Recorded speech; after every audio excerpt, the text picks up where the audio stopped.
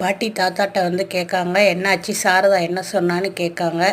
தாத்தா பொண்ணை பெற்றவங்கள கொஞ்சம் முடிவெடுக்க லேட் ஆகும், அவங்க நாளும் யோசிப்பாங்கள்ல அப்படின்னு சொல்கிறாங்க.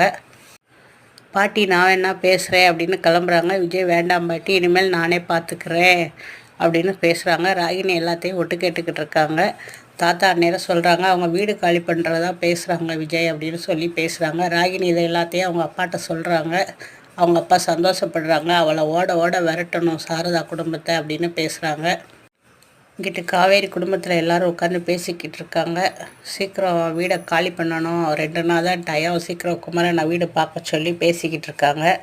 நான் கடை பக்கத்துலேயே வீடு பார்க்கேன்னு சொல்லி குமரன் பேசிக்கிட்டு இருக்காங்க. அந்நேரம் சாரதாமா எல்லோரும் கொடைக்கானல் போயிடுவோம், இங்கே வாழ்ந்தது போதும் அப்படின்னு சொல்லி பேசுகிறாங்க.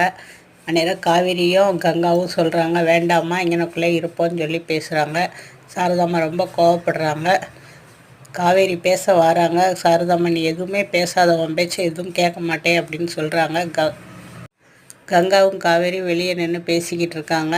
நீ சொல்லுக்கா, நீ சொன்ன அம்மா கேட்பாங்க, நர்மதாவை பார்க்கணும் அப்படின்னு பேசிக்கிட்டு இருக்காங்க. விஜய் மாடியில் இருந்து காவேரியை பார்த்துக்கிட்டு தான் இருக்காங்க. காவேரி அதை பார்த்து அழுகுறாங்க. 2 பேரும் பார்த்துக்கிட்டு இருக்கிற போது கங்கா அவங்க காவேரியை உள்ளே கூட்டு போயிடுறாங்க.